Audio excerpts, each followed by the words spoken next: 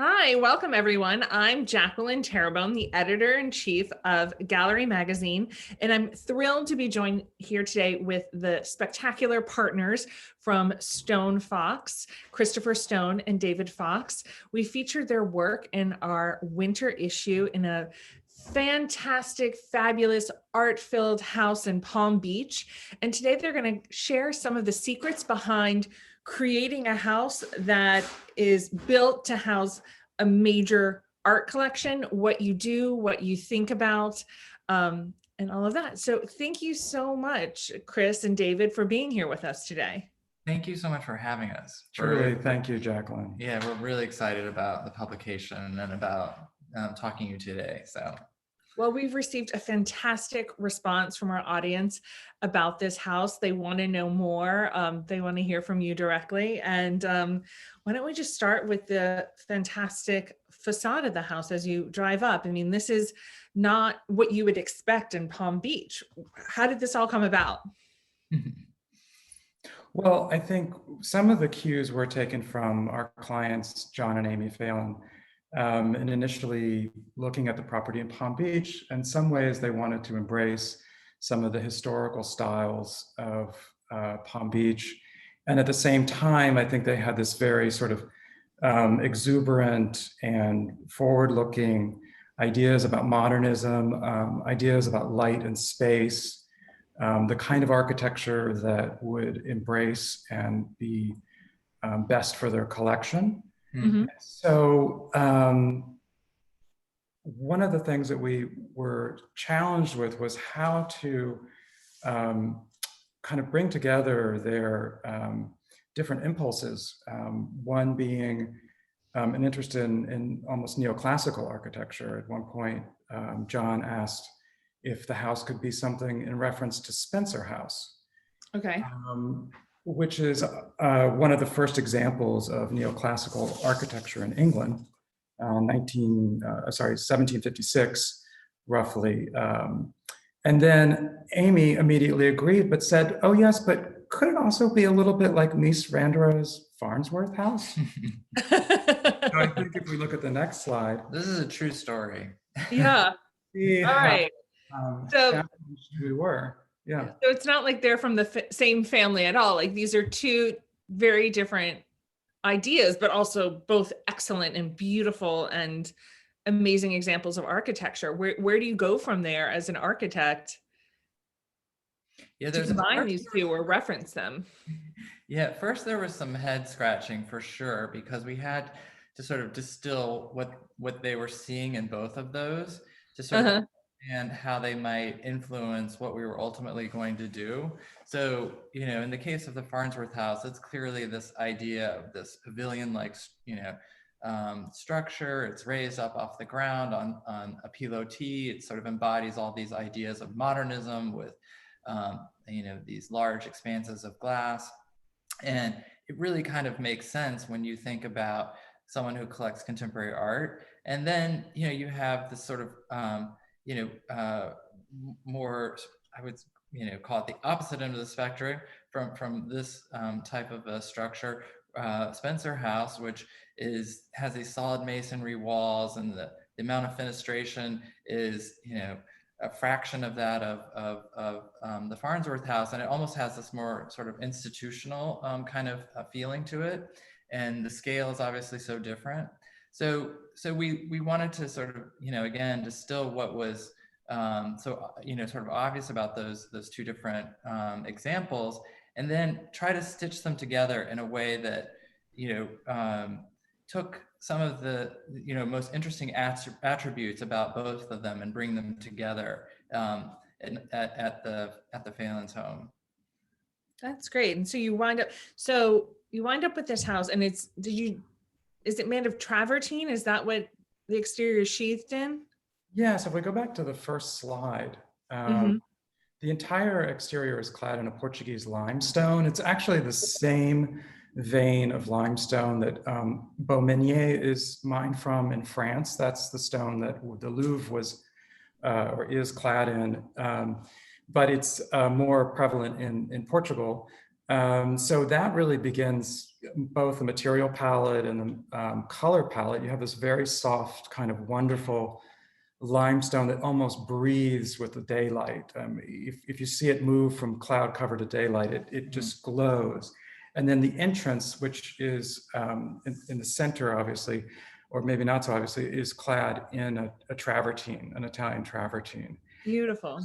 To give you a sense of the scale of the house, that the front door, which are those glossy panels in the center, that's a 10-foot high door. So you're looking at almost 100 feet wide of curtain wall glass that's about 26 feet tall. These are the largest insulated glass units on the East Coast facing the ocean. So we certainly went for it in terms of That is one way to put it. Definitely, you went for it here. I love it. And let's move inside the house and sort of see what's happening once we get past this stunning facade.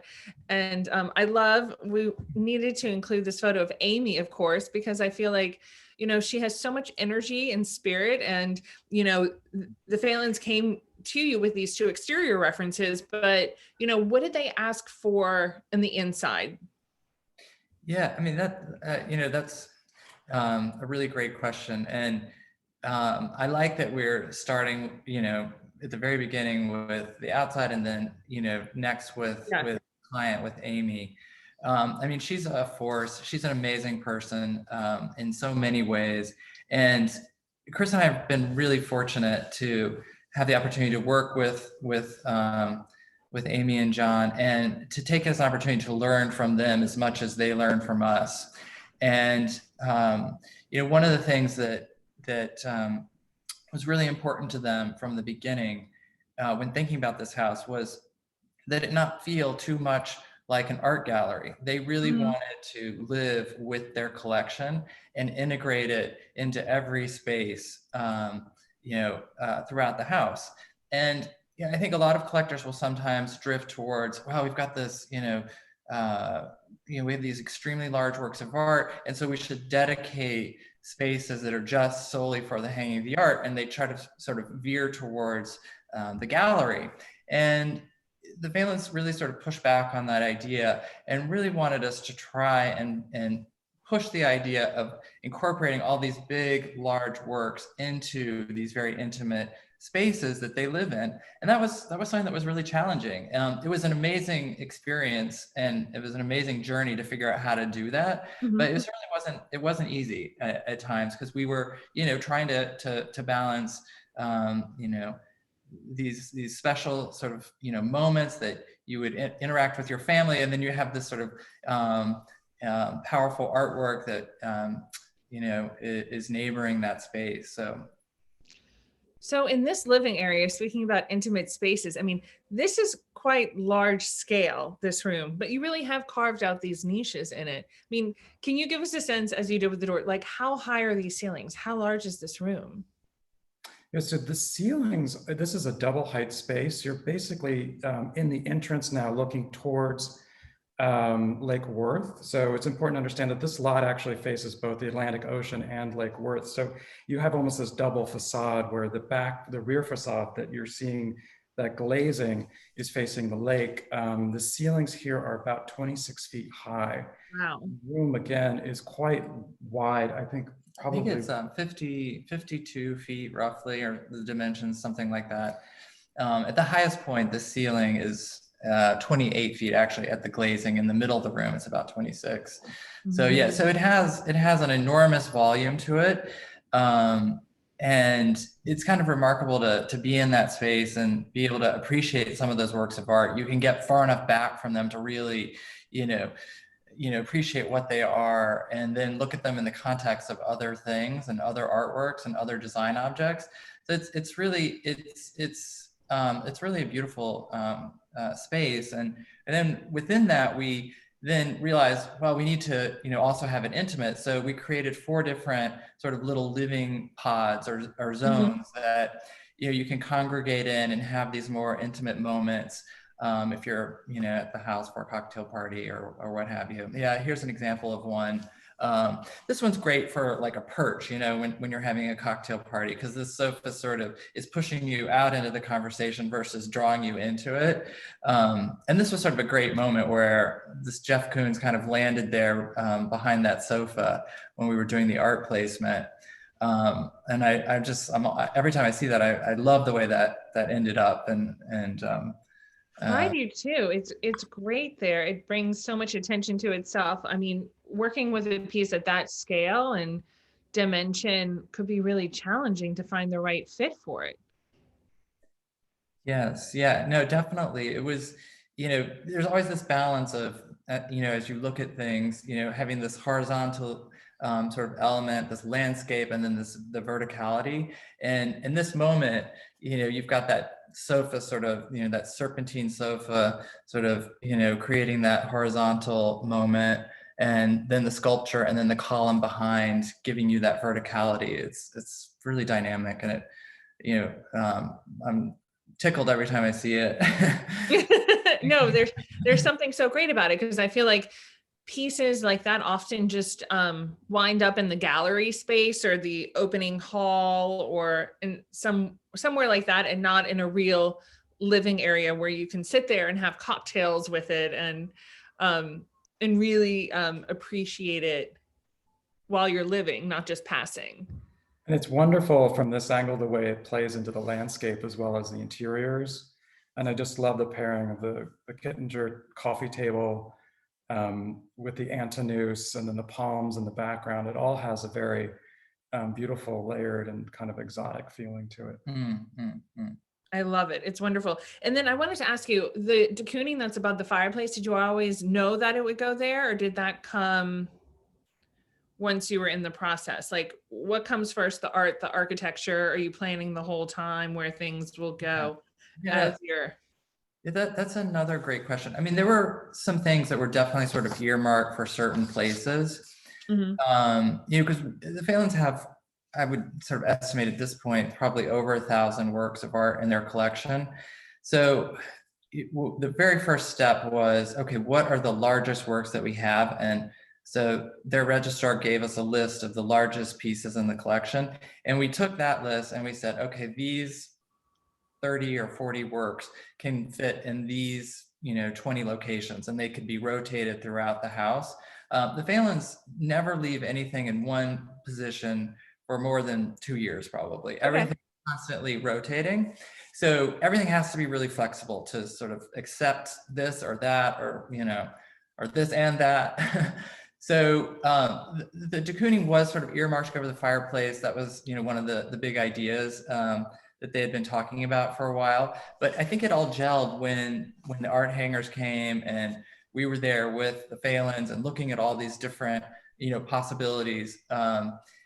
You know, that's one of the magical things about hanging the art is, I think, sort of having the flexibility when you are doing the installation to you know, be open to change and be open to the idea that you might find something better in the process of doing it. And that was definitely, you know, something that happened with this art install. Well, I love the spontaneity, the creativity all coming together like that. The dining room is another favorite room of mine in this house. It electrifies with the art. Can you sort of break this down? Because I feel like it's a little tricky of everything that's happening in this room at the same time too. Yeah. There's definitely some layering going on here. So yeah, you know, the dining room, we talked, you know, through the process of designing it, you know, the Phalens really wanted an incredible place to entertain, because they entertain a lot. I mean, this is something that Amy and John love doing, and they do it extremely well. And they have actually a chandelier that's designed by the same artist, by Donald Lipsky, in their home in Colorado. And through the course of thinking about what to do, it just became obvious that that was kind of one of the perfect things to do, and that we should just do another one and make it bigger and, you know, even more grand than the one that was previously done. And this particular one is really kind of amazing, the way it knots together and then creates two branches, because there are actually two dining room tables in there. So that was kind of the first thing that we started with. And then, the next thing was like, okay, well, if we have this incredible chandelier, then we're going to need an incredible dining table. And what's that going to be? And so we kept looking at what was out there. And, basically the tables are 14 feet long and they're about 6 feet wide. And there wasn't anything that existed that could exist with this chandelier. So we created something. And through a very long process, we figured out how to build and to make these custom dining tables. So these dining tables are basically veneered with selenite, which is a crystal. It's either harvested from India or Mexico, and it's done in a straw marquetry pattern. So these were special made for the Phalens. They have a polished stainless steel band around them, and then the chairs that march around the side are Araceranin, and they have a 24 karat plated gold legs, which is not typical of that chair. And then, then we thought, well, we need another element too. And so that's how we ended up with this sort of ashlar mirrored ceiling. And so it was sort of this idea of, okay, we did this and this is so strong that we're going to need something else. And it was sort of an idea of layering of elements in the space. And the art in this space, like when did that come along in the process? I mean, it's the boldness and the saturation of the colors are such a contrast to this like frosty, pinky, silvery palette that you have going on. Well, we tried a number of pieces in this location. We actually did numerous renderings of this room. There were many, many iterations.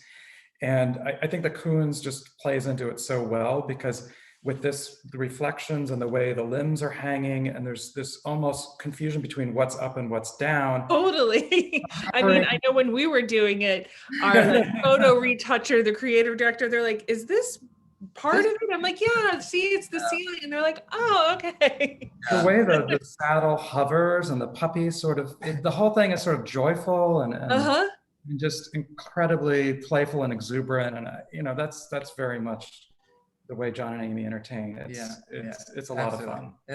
I love you've really created this combination of the joyfulness and the playfulness, but it's incredibly elegant and sophisticated at the same time. And those things are often hard to marry, Yeah. Thank you so much for saying that. I mean, that is one thing about the Phalens is like, they often will love to just kind of, sort of poke you or, just do something very unexpected. And it takes a bit sometimes to catch up, even for us, and we've been working for them for like 15 years. But that's also what makes it really exciting, like on the opposite side from this artwork, which we can't see, there's a very long linear painting by Rakib Shah, and it has sort of a similar color palette. It's very intricate and very detailed. And, I think, again, it's just that it's that surprise, that element of surprise, and that's one of the things that the fans are just they just make it so much fun to be part of the process. So yeah, I love the energy in this next room too, with the the Versace pillows, and then this great Damien Hirst, and then the rug. Like this has a lot going on here, and it's so fun. Well, more is more, right? Right. This is where we break away from the modernist maxim of less is more. More is more, and I love the room too. One story is that the butterfly painting, the Hearst, originally was when we met the Phalens was in their dining room, which was like a dark green damask silk velvet, and so it was more sort of embedded in this environment. And here it just becomes this focal point, and it centers this seating area in a room that's actually, it's quite a bit larger. It extends in one end and there's a bar and it sort of goes on. And it's just amazing how a work like that can change its presence is so dramatically different. Yeah, no, I agree. I love the way that this was actually sort of one of these moments where it was a little bit of accidental genius, maybe. The best kind. Yeah, it happens. Yeah. So these pillows they're kind of like Amy's signature. They've followed them from a couple different houses, and they had purchased a bunch of things from the Versace estate, and some of these pillows were part of that.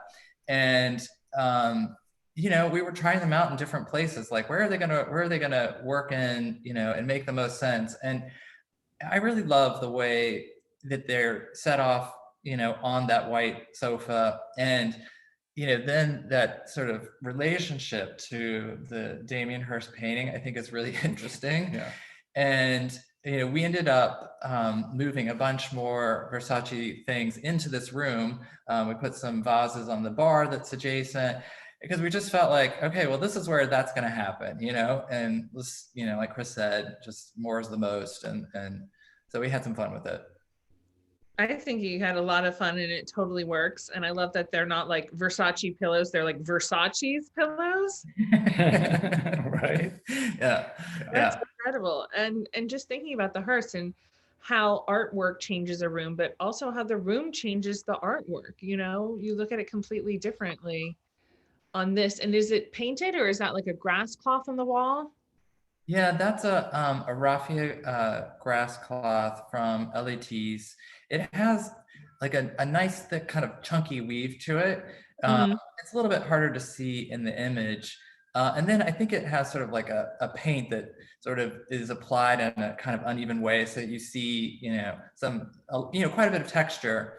So in person, it really gives the room some dimension, and that's something also that's, I think it's really great about the Phalens, as art collectors. A lot of art collectors are like, well, I want white walls, I want total flexibility. The Phalens are like, we want total flexibility, and we want, a finish on the wall that may not be the most forgiving, and we're okay with it. And I like that. It's bold, it's not being afraid of something. And so I think that's awesome, as a way to live and an attitude toward life. Yeah. And as we discussed before, I mean, there's a lot of glass in this house, and I like the way that you've treated the curtains here. It's really interesting to sort of, so you can make this a cozier space or kind of block out the light. But I wanted to know more about, how does that affect the art in the house? Do you use special windows? What kind of considerations do you need to keep in mind when you're designing a house with an art collection like this and a lot of glass? Well, all of the glass units were fabricated by a company in Canada called Agnora, and we made up a special assembly that includes a PVB layer to block UV light. But even still, it's really important with a collection like the Phalens that includes works on paper and something like this. Hearst, that shading is provided additionally. And so when you're looking out here, you actually can see the Ipe, the underside of these deep overhangs in this room. Right. A lot of modeling, a lot of computer modeling for daylighting to ensure that, at the most, minimum areas that would get direct light, but also curtains and shades. Traditional shading devices really are important, particularly with homes that aren't going to be, occupied year round. So it's a combination of things, and it's often a challenge for us because we work with clients that have incredible views, of the Rocky Mountains or whatever it may be. And so glass is a must, but, artwork is also a must. Is also a must. So it is an interesting challenge, but I think it was very successful here, given. It's always a multi-pronged approach to trying to limit the amount of light on artwork in a house that's not it's a house, it's not a museum. So, we do want to look outside as well as look at the art. So. Yeah. And there's another Hearst, another significant Hearst in this house too, the spin art in is it a breakfast room or a? Yes, exactly. Yeah. This is where, the Phalens have most of their meals actually at this, we call it the family dining room, which is just right off of the kitchen. Kitchen is, open to this space, and then there's a family room and fireplace that's also right adjacent to that. It's great for entertaining. They'll have dinner for the two of them, or they have room to have 12 people at this table. And it's usually has at least 4 people, I would say. They like to do informal kind of casual dinners a lot in this space. So here we really riffed on this artwork. This was one of the ones that I think was sort of more um, kind of destined to end up in this location. Okay. And it's on a linen wallpaper that has that sort of rosy pink color to it. And it just, it was clear that it was going to be a perfect marriage. So I'm kind of hopeful that that one might stay there for a while, because it's a great pairing with the chandelier and the ceiling and the wall covering. And what about the decision to do the ceiling in the wood as well? Well, that kind of really comes from the modernist idea of dissolving the boundaries between interior and exterior. And as we look at the outside of the house, you'll see that these Ipe ceilings actually extend out from this area. I'm not sure we have a shot of it, but the family dining area inside to another dining area that almost mirrors it on the outside. So the furniture arrangement, the art, the coloration, everything is able to be carried from inside to outside. And it just gives a really great richness to this room. I mean, being that this is the family room and dining and kitchen area, this is really where, John and Amy can come together with a small group of friends and family. And I think it just gives a warmth, it just lends intimacy to the space. So, yeah. Well, I like how it brings that warmth in and lets you keep everything else clean. Like the furniture is really clean line and everything. And perhaps with a different ceiling or floor that could get cold, but here. Yeah, no, that's a really good point. And I think that's one of the really things. help. It does really help warm it up. That was one of Amy's, like, very important. It was really important to her that she not live in a modern house that felt cold and sterile. And so, we were constantly having discussion and trying to find ways to, introduce, with color or texture, materials that would change that perception, and bring warmth and interest to the design. Particularly even with just like the way that the table is styled. Amy has quite a few of that white and blue porcelain.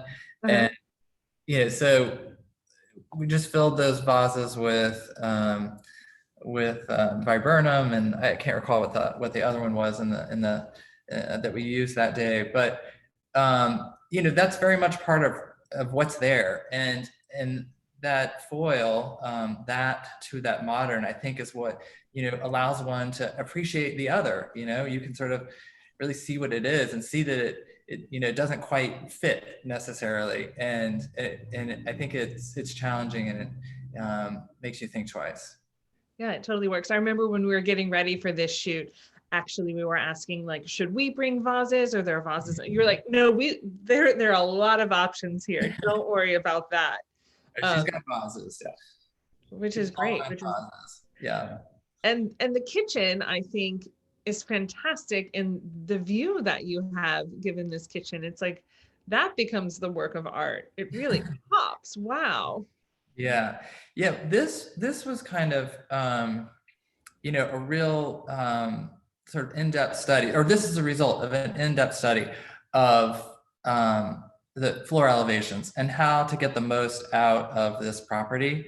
So Chris mentioned that the house has water on both sides. And so from the very beginning, when we were looking at the original survey of the property, we were thinking, okay, how do we maximize the views? A lot of houses in Palm Beach, when you drive down this particular stretch where this particular house is, you have walls and you have lots of hedges that protect the house from view from the road. I mean, that's a consideration that a lot of folks have. The Phalens said, how do we see it? Like, this is where we are. We want to be where we are, and we want to be able to see where we are. And so we just studied all these different lines and drew elevation lines and figured out how we would get an incredible view from the kitchen, because we all know we all spend so much time there. And it's the same way that, everyone's congregating there.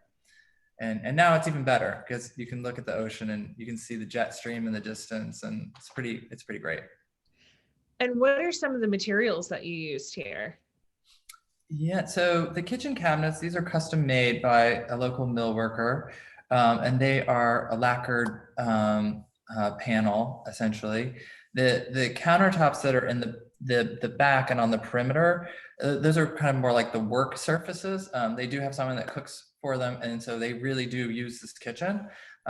Every day there's a bunch of people in there doing things. So that is a material from Galaxy Glass, which is amazing because it's, it's basically impervious. It's a very a white glass surface that is great for, avoiding stains and what have you. And then the front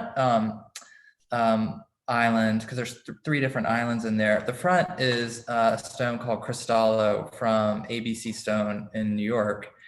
And then it's paired with this sort of like kind of bleached, whitewashed, there's a bunch of different processes, oak that's underneath in the kick space of that island. This is a great kitchen. I love it. You just want to spend time in there. You feel like you're outside. It's great and so clean and crisp. Yes. Yeah. Amy she really likes, there's certain places where it should be clean and crisp, and the kitchen is definitely one of those spaces. That's where this food prep's happening and all that kind of stuff. So being able to have really good, well-lit surfaces is super important to her. And we really worked hard to make sure we had super even light. You can kind of see there's a little recess in the ceiling, and there's sort of like a faint line that sort of traces around it. Those are actually linear lights that are flush mounted. So when you turn those on, if it happens to be an overcast day, it's not overcast in the kitchen, It's always sunny in the kitchen. I love It's it. always sunny in the kitchen. You do surgery in there. It's like an operating arena or something. Yeah. It is quite something. But That's great. And then, as a foil to this room, I mean, the bedroom is so warm and cocooned. I love what you've created in this space. I mean, you get the view, of course, but then you get, it's beautiful. What were sort of the directives here? You want to do this one? it might be more in your court, but So then I'll take over on this one. So yeah, with the master bedroom, it's interesting because John really took the lead on this. Mr. Phelan, he was like, I really want that the master bedroom to have this sort of really elegant kind of feeling to it, and he was really interested in using a strong color on the wall. So we kind of started with that, and we looked at a bunch of different options. And this is a silk wall covering from Holland and Cherry. And this is it's one of those samples that when you lay it in front of someone, it's almost like you want to eat it. It's just so beautiful. It's just like so perfect. It's so just luminous in the way it picks up on like that line of water at the, right at the horizon is gorgeous. Mm-hmm. Thank you. Yeah. So, I mean, that kind of became the starting point for what we did. And then, we looked at different options for how we would, create a custom bed and what that should look like. And again, we sort of played on these ideas of horizontality versus verticality. So you see those horizontal sort of landscape lines in the bed, which mirror that, oceanscape that you see in the distance. And then sort of just building on that with things that they, really appreciate. And again, the Phelans, Chris is always, he's a wordsmith, and he had this a long time ago when we first met them and started to realize like how they could appreciate something that was so stark and minimal, and also something that was, the complete opposite of that. He coined a phrase for them, which is aesthetic dexterity. Oh, I like that. Yeah, so it's a great phrase, a little tricky to say, but I like it. Fast. Yeah, especially trying to say fast. But I think kind of it embodies that a little bit, with this pairing of different kinds of things, like the night tables from Galerie in Paris that are very sort of, I don't know, they have sort of like a deco modern feeling to them, with the Louis XVI mirrors above them. It's again this foil, this sort of challenging what we think should be where and how it should be used, and then putting a Matthew Barney piece over the bed. It's very much kind of responsive to who they are and their broad spectrum of appreciation of different kinds of things, which is really amazing. No, it says so much. I love it. There's so many styles going on. They're all speaking to each other. They're creating a dialogue. And then, of course, it all relates back to what's happening outside with the ocean, without sort of giving into, like sometimes I think rooms just say like, look at the pretty view and don't have a moment inside. And this is referencing it, but having its own thought as well. I think it was important to layer all of the richness of the interior and kind of create a sense of comfort in the face of the Atlantic Ocean. I mean, it's beautiful, but it's also an awesome power. And so trying to create kind of a refuge or a space of comfort there, I think was really important. Oh, nice. And then the stair in this house is just spectacular. You could stare at it for so long. How long, how did you come up with this idea? How long did it, take to get it all together? And then, installing it, I feel like this is a mad puzzle that you put together here. That's a good way of putting it. Hey. Well, I think from the beginning, there was this idea of, if you look at the plan of the house, it's sort of formal in its symmetry as you approach it. And it's quite grand. And there was this idea that we wanted to have a very fluid element of some kind. And the stair was sort of a natural choice. I think some of the references that we looked at were Lincoln Center, the Opera House in Manhattan, this very formal facade, and then this fluid, almost jet stream shape of a stair, the grand stair there. And so I think there was always this kind of reaching for something that would bring softness and fluidity to the home.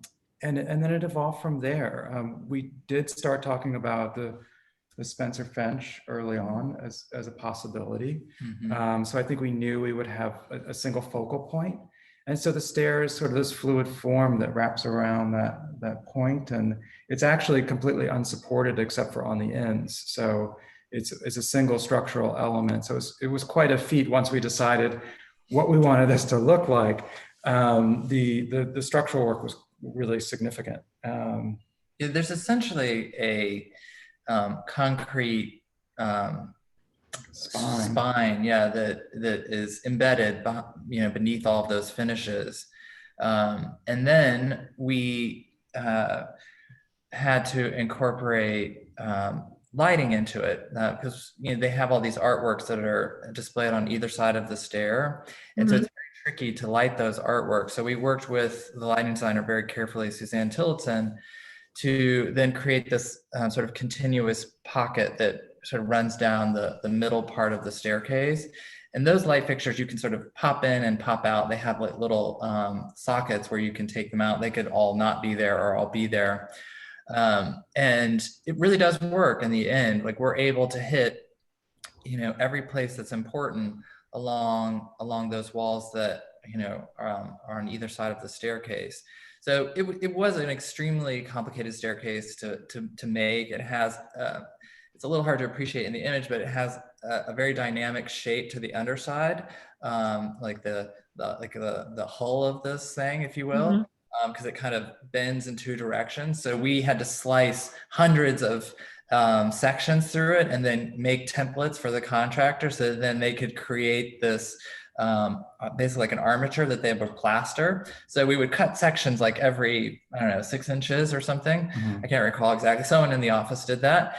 And and then the stair kind of like, it doesn't really stop when it gets to the second floor. Then that shape, kind of wraps around and then becomes part of the ceiling, which is then all sort of plastered in and tucked into the flat part of the ceiling. So it was really a labor of love for everyone that worked on it. And I can assure you that, it stumped all of us more than once. And we're all pretty proud that we were able to execute it. It's fabulous and fascinating, and such a great way to display their collection as well. And really like move around that Spencer Finch and see it from different angles, directions, like a Guggenheim moment in some ways. Wow. Yeah. Wow, thank you. And Yeah. we also in this the brise soleil, the sunbreak on the Oh, exterior, right. making a really strong reference to that idea of like this romantic period of like 1960s modernism. But that also is shielding, the raw Pruitt or whatever, painting might be there. At one point, I think they were talking about even photography there. So obviously there's mechanical shading, there's shades.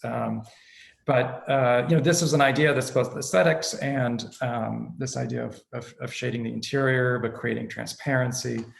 You can see the Pruitt from the road at night when it's lit, and so it's quite magical. Yeah. So cool. And I know there's like a Nick cave right off of this stair as well, that we have in the next image. You can sort of see into the Rob Pruitt there. How do you place art like this? I mean, this is very dimensional. Were you thinking about spaces for work such as this as you were designing? Yeah, this definitely.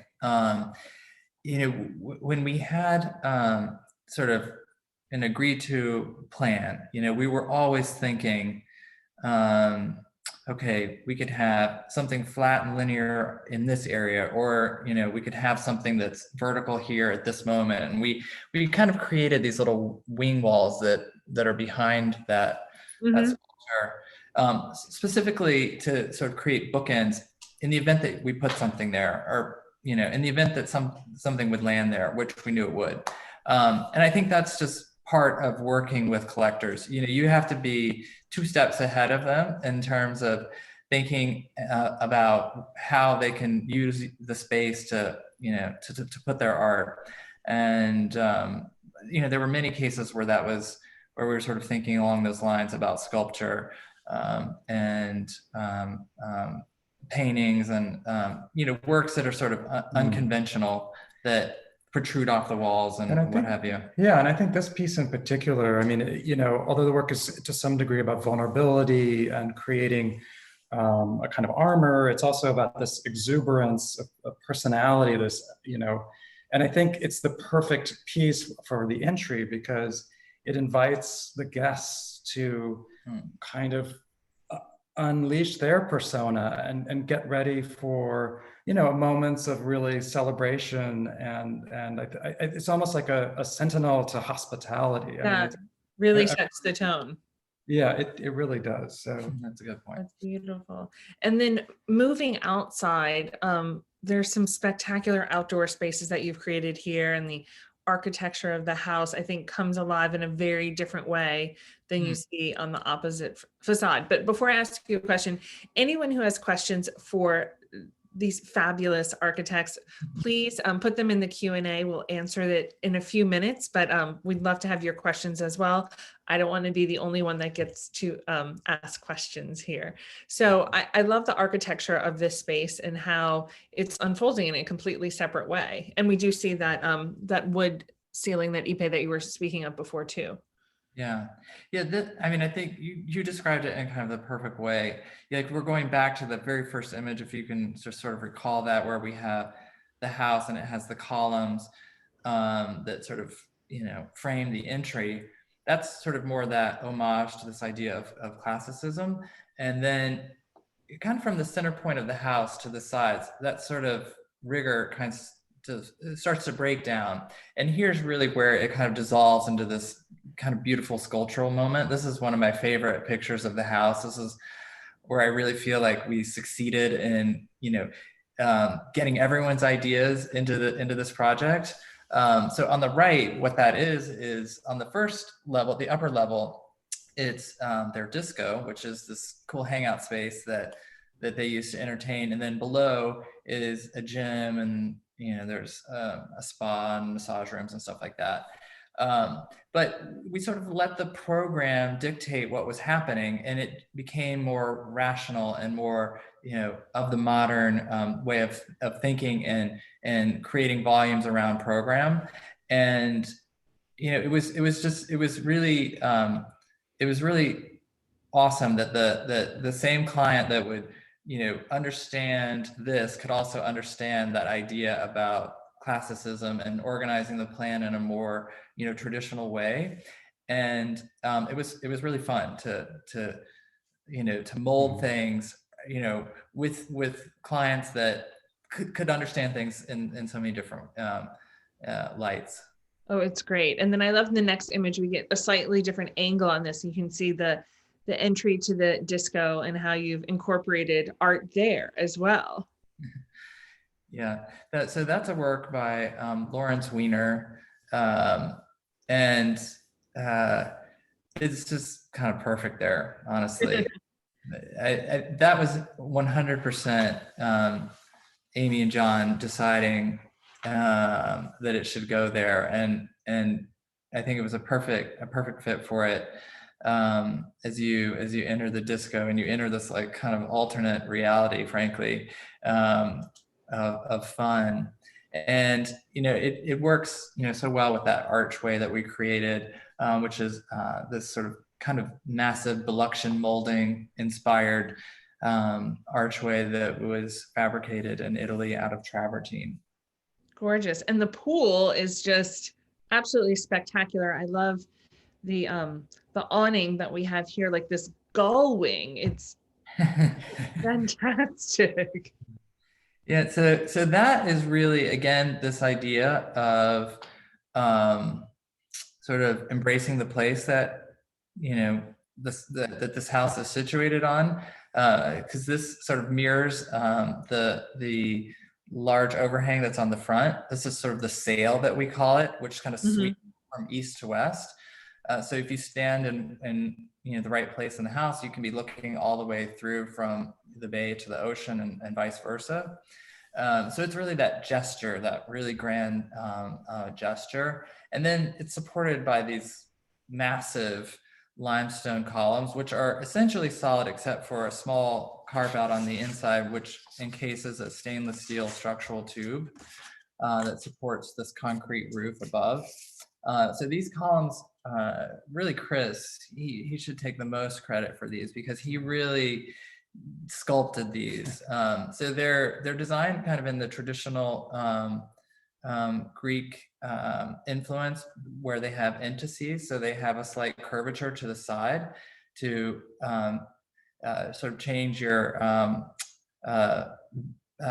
should change their proportion as you look at them. They sort of respond to the natural curvature of the eye. And then the backside is cut and then scooped out in this really, really, really beautiful way. And so when light moves across them, they just come alive. That's great. And that's what you're seeing when you see the coon sculpture inside and you're looking out. Exactly. You're seeing like that single flute that almost takes a cue from like a palm frond, the way that it has a convex side to it. And David, I mean, again, the stone just really breathes when the light hits it. It's really magical. Well, I think this is the perfect place to step outside and contemplate the art inside while soaking in some sun. It's magnificent, and what you've created with the architecture is so sculptural and beautiful. And I love that reference to the palm. I'd love to turn it to some questions that we have. This is a big one. How long did this project take to complete? Yeah, that is a big question. So yeah, so if we sort of do, from very, very beginning to very, very end, it was about 7 years. So they introduced us to the project. We were actually with Amy together. We were in P-Town having a little bit of fun, and Amy loved P-Town, and so she surprised us. She's like, who wouldn't? I have some big news for you guys. I'm like, what? And we were at one of those bars, and she's like, so we bought a in Palm Beach and we needed to go down there. So we all got on a JetBlue flight, like we were all in the same row, like maybe 2 weeks later, and we went down to Palm Beach, and that was in August of 2012. And then we wrapped up, 6.5, almost 7 years later, with really being totally finished with all the landscape and everything. That's great. I mean, it was a long time. It was a long time, but there was probably a 2-year period though of really, identifying with, what's the architecture? What's it going to be? I mean, we had very abstract conversations about what do we mean when we say beautiful? Like, what do we need to, Right.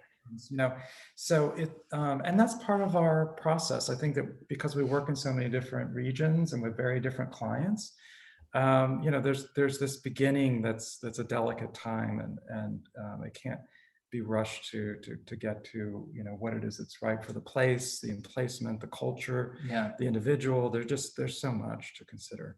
Well, that's great that the clients gave you that time too, and they weren't rushing the process. They really let through creativity and what they want evolve together. No, I mean, Truly. that is a really good point. And I think it almost can't be overstressed, because I think too often we all want like immediate gratification, Yeah. did this and now I want to be able to enjoy it. And, sometimes you miss things when you miss opportunities when you rush things. And thankfully, they really wanted to take the time to make sure that what they were doing was exactly what they really wanted. And now, I mean, I know because they've told us so many times like how happy they are with what they have. And I mean, it's really gratifying, and it's so nice to hear from your client that after all that, they are really truly happy and Oh, good. about it. So I have a great question that sort of relates to that from Susan Plummer, who wants to know, how do the clients want this house and their Aspen house to be similar and different? Did you pull in any things that you learned in the Aspen house? And clearly you have a difference in location, but was that part of the conversation you were having?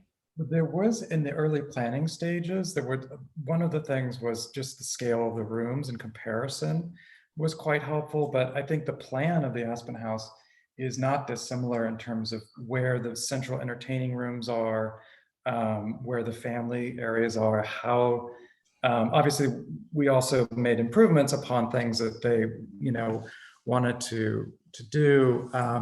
But I think that the plan often served as a reference. And then I think the second thing is that the regional differences are huge. I mean, you would never see Portuguese limestone. I can't imagine in Aspen, or in Aspen with the Port Orford columns would be completely out of place in this tropical climate. And this was really, I think, the challenge of being sensitive to the history of Palm Beach, and at the same time wanting to do something that's quite modern. We really had to start afresh to think, what would that be? Yeah. That's wonderful. I have another question. Jean Leathers asks, can you talk more about the intersection of art and architecture and how you marry the two? The architecture is as much art as the collection itself.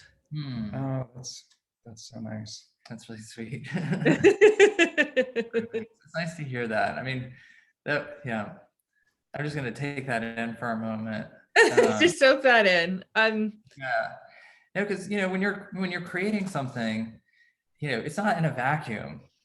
So you have a client, and your clients have ambitions and goals and things that they want to achieve, and just certain basic needs that they need met, like I want this to be next to that, and those kinds of things.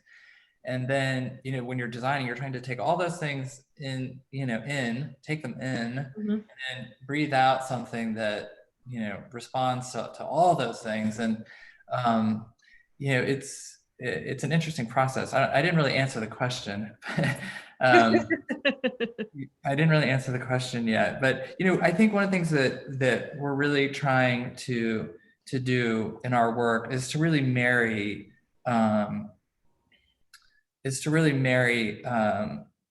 this idea of art and architecture and design. Actually, our tagline happens to be where architecture, art, and design meet. That's something that's at the bottom of all of our emails that we send out.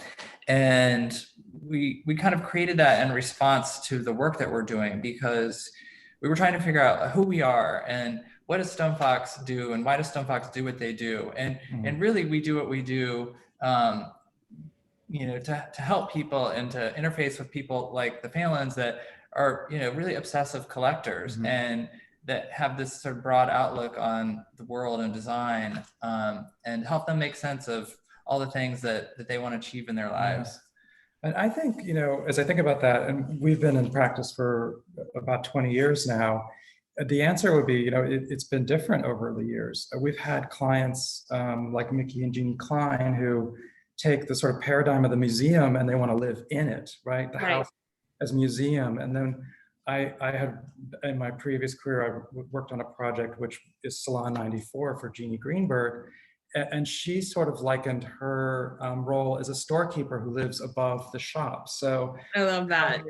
being on one level, and then she lives above, but in a beautiful home that's infused with art, but with the separation. And I think with John and Amy, they really want to live with, entertain with,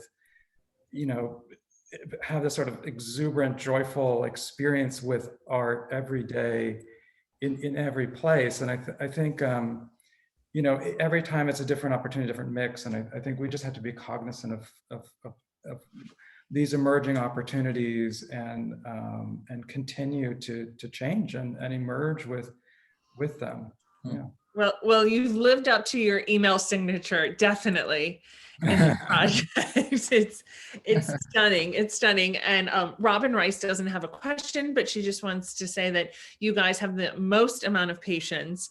What a spectacular vision you both have. So another compliment there for you to soak in. Thank you everyone who's joined us today. It's been fantastic to speak with Chris Stone and David Fox of Stonefox about this Palm Beach project for great art collectors, Amy and John Phelan. And for anyone who hasn't read the full story by Jennifer Ash Rudick with photos by Jessica Glenn, pick up a copy of the winter issue now before it turns into spring. And you can also read about it online at gallerymagazine.com. So thank you everyone who's joined us today. And thank you especially Chris and David. Your vision, your patience, your attitude, your ideas, they're all so inspiring. Thank you. Thank you so much. Thank you for having us. We really appreciate this opportunity to spend tremendously. this hour with you. It was really great. Thank you, Jacqueline. All right. Can't wait to see what's next. Thank you, everyone.